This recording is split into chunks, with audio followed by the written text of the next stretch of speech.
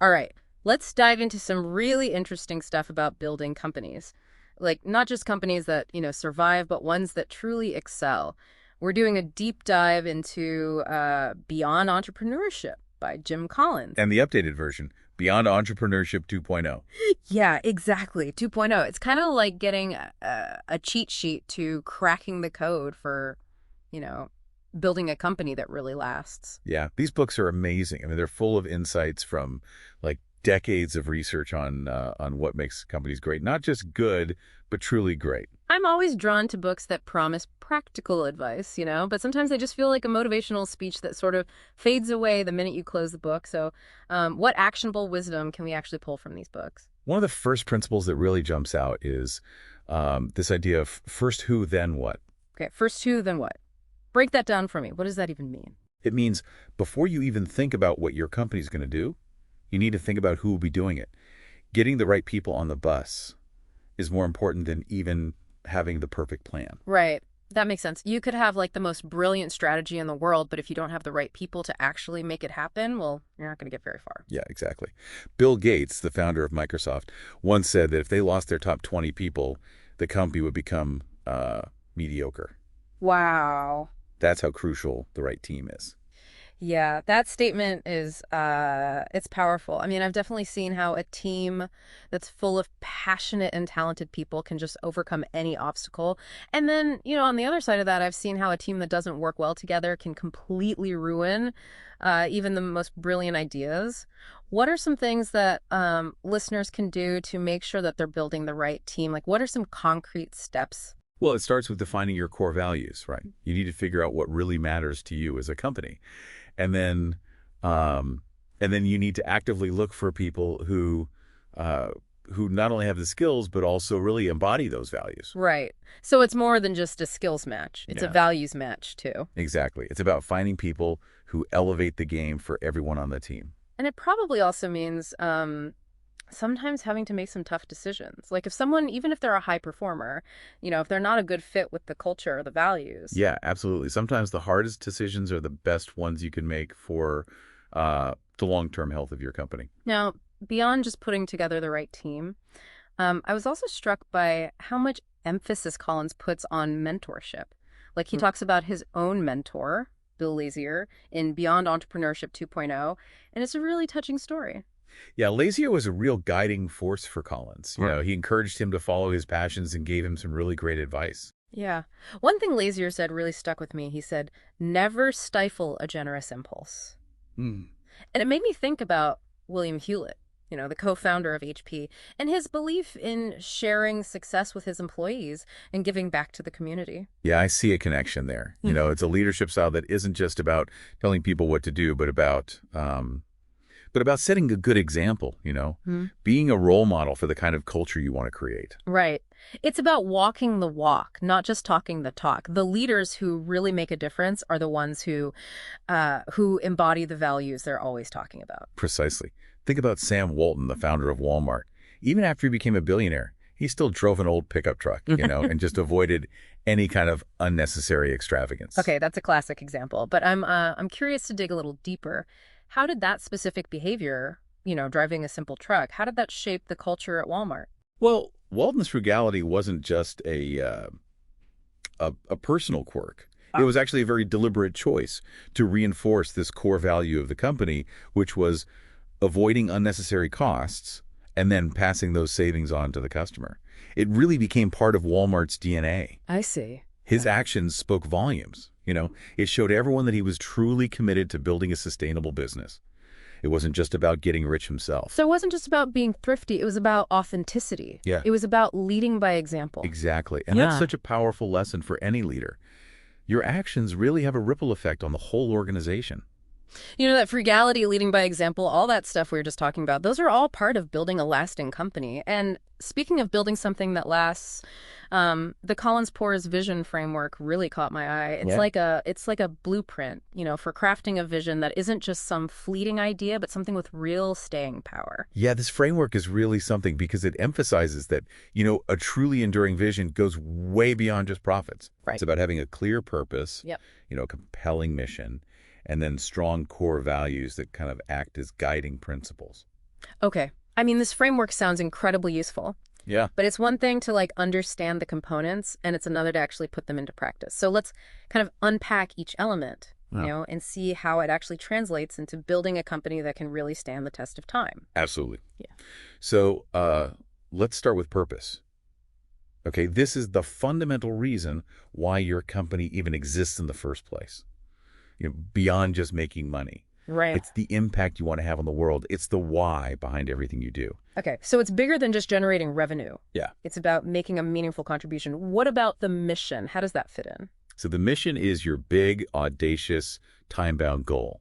Right now, think of it as the mountain you're currently climbing on your journey toward fulfilling that purpose. Mm-hmm. It gives you a clear target, a sense of direction for the whole organization. I like that analogy. Okay, and finally, there are the core values and beliefs. Those seem super crucial for, shaping the company's culture and guiding decisions. Absolutely. These are like the non-negotiable principles that guide the company's actions no matter what. Right. No matter what challenges come up, they define like the character of the company. Its ethical compass. Okay, can you give me like a concrete example of a company that you think really nails all three of these components, the purpose, the mission, and the core values? Yeah. Merck, the pharmaceutical company, they do an amazing job of articulating their purpose. Their purpose statement is to improve the quality of human life through innovative human therapeutics. Okay. It's concise, it's impactful, it clearly conveys their reason for being. Yeah, that's powerful. It really gets to the heart of what they do and why they do it. Right. And it reminds us that, every organization, regardless of its size or industry, has the potential to really make a difference in the world. Yeah, it's inspiring to think about. Okay, now another point that Collins brings up is this danger of what he calls "we've arrived" syndrome. Oh, yeah. And I think we can all relate to that feeling of like, you achieve a goal and then you kind of wonder, okay, what now? It's so easy to get complacent after you achieve a major milestone. Yeah. You hit that target and you think, okay, we're done. Right. But that's exactly where the danger lies. I imagine this can be like especially challenging for entrepreneurs who have poured their heart and soul into building something from scratch. Yeah. How do you avoid falling into that trap? I think by recognizing that, achieving a mission isn't the end. It's just a stepping stone. Okay. It's about constantly evolving, setting new goals and using your purpose as that compass to guide you forward. So it's like this continuous cycle of Yeah, growth and evolution, always striving for something more. exactly. But to achieve those really ambitious missions, you need a solid strategy, right? Absolutely. A vision without a strategy is just a dream. Okay, so how would you define strategy then in the context of Collins' work? So strategy is like the methodology that you use to achieve your current mission. Okay. It's how that connects to the one. Okay. It's about making choices. Yeah, Allocating resources and taking deliberate actions to move towards your goals. that makes sense. But where do you even begin when it comes to crafting an effective strategy? It all starts with a clear-eyed assessment of your internal and external landscape. Okay. It's a two-pronged approach. So looking inward at your strengths, your weaknesses, your resources, your potential for innovation. Yeah, exactly. You need to honestly evaluate what you're good at, Mhm. where you might have some blind spots and what resources you can leverage. Mm-hmm. It's also about, recognizing potential areas for innovation and generating those new ideas. And then you need to look outward at the market, the competitive landscape, and all the trends that are shaping your industry. Precisely. You have to understand the forces at play in your industry. Mm-hmm. Who your competitors are, what they're doing well, and maybe where they're falling short. Right. And most importantly, you need to be tuned in to what your customers are saying. Their needs, their pain points, their aspirations. Yeah, gathering that customer feedback seems absolutely crucial. It's invaluable. Okay. By staying in constant communication with your customers, you can gain those insights into their evolving needs and adapt your strategy accordingly. So you gather all this information, you analyze it, and then Yeah. how do you actually go from data to decisions? How do you move from analysis to action when it comes to actually making those strategic choices? So Collins recommends bringing your team together for focused strategic planning sessions. Yeah. This allows for diverse perspectives, vigorous debate, and ultimately a shared commitment to that chosen path. Okay. It's about creating that collaborative environment where the best ideas can surface. That makes a lot of sense. Now I want to talk about growth. It's often seen as like the ultimate measure of success. Yeah. But is bigger always better? That's a great question. And the answer is not necessarily, growth for growth's sake. can actually be incredibly dangerous. Oh, really? How so? It can strain your resources, dilute your culture, and even lead to a loss of focus. So how do you know when growth is healthy and when it might be doing more harm than good?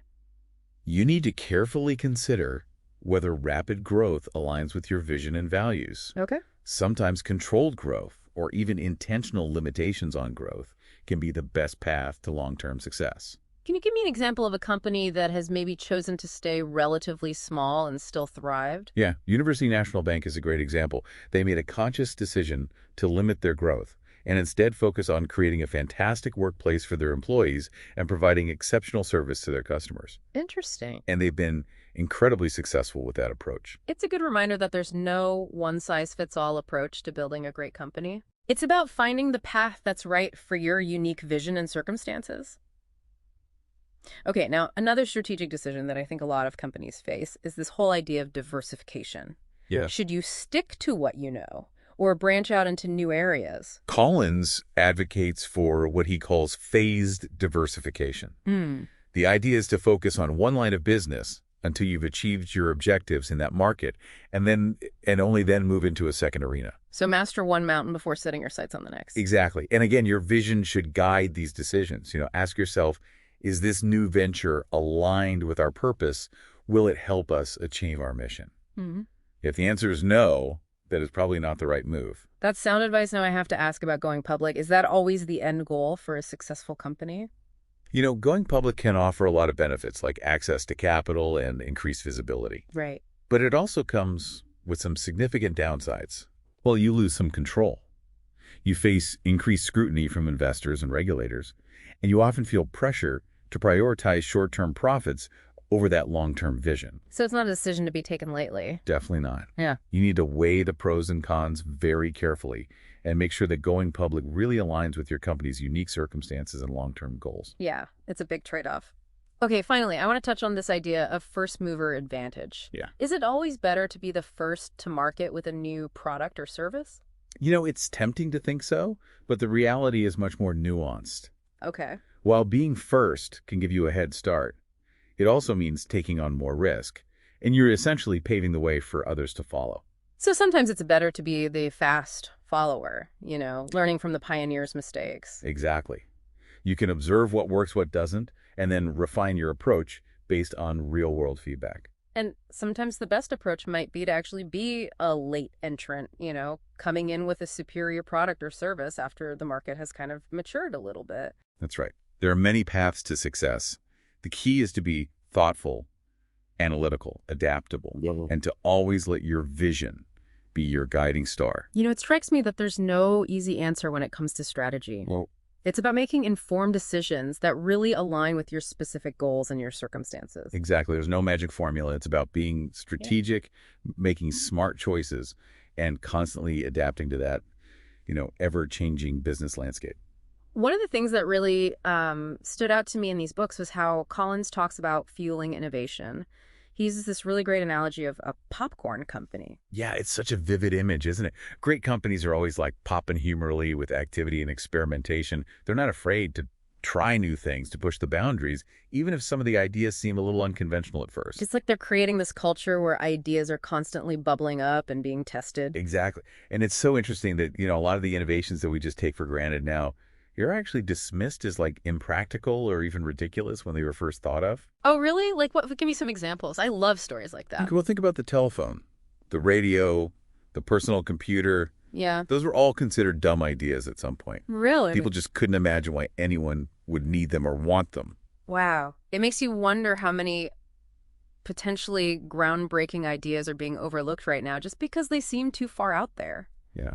It's a good reminder to stay curious and open-minded and to never underestimate the power of a seemingly crazy idea. Absolutely. So much of innovation is about challenging those assumptions and being willing to explore the unknown.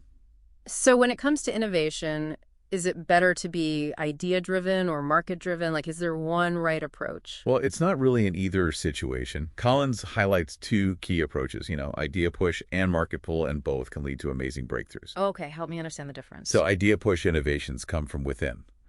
They're sparked by internal creativity and this desire to solve problems, even if customers haven't specifically said, hey, I need this. Think about like Federal Express revolutionizing package delivery or Mrs. Fields creating, a whole new category of cookies. Yeah.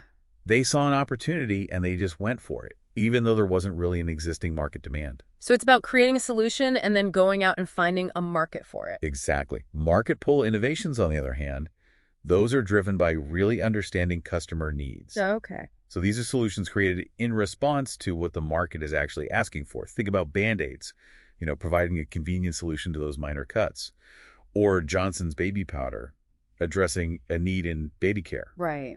These innovations are all about listening closely to your customers and giving them what they need. Both approaches make sense in different contexts. It's It- interesting to see how those dynamics play out in the real world. Yeah, and it's important to remember that not every experiment is going to be a success. In fact, Collins himself, admits to falling flat on his face in his own teaching experiments. Which brings us to the importance of embracing mistakes, right?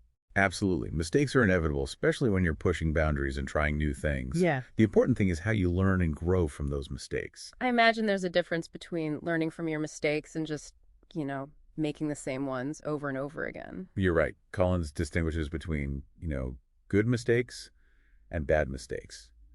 Good mistakes come from, genuine effort, calculated risks, Huh. a willingness to experiment. Okay.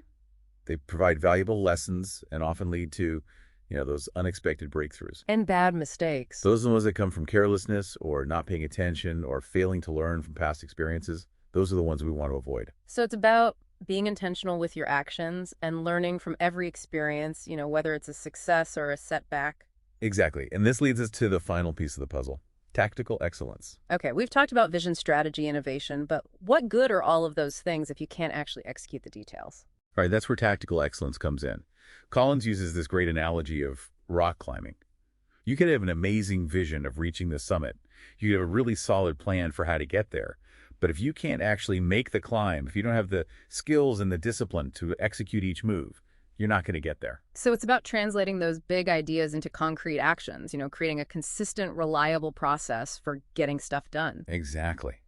Collins really stresses how important it is to set clear expectations, provide really good training, and establish those systems for measurement and feedback.